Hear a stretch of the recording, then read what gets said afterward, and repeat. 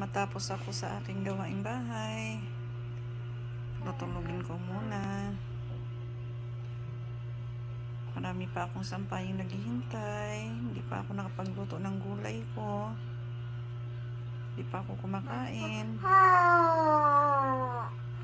Araw-araw ganito po ang aking buhay. Araw-araw ganito yung aking ginagawa. Pagka kaming dalawa lang ni baby sa bahay. Kailangan lang talaga marunong tayo ng time management, multitasking.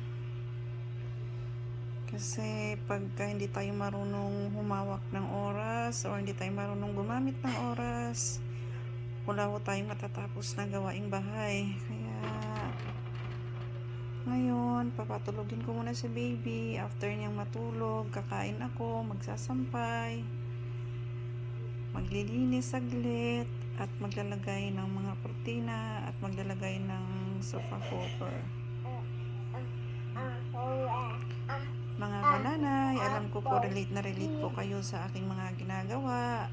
Laban lang, kayang-kaya natin to. Bye bye. Jesus loves you.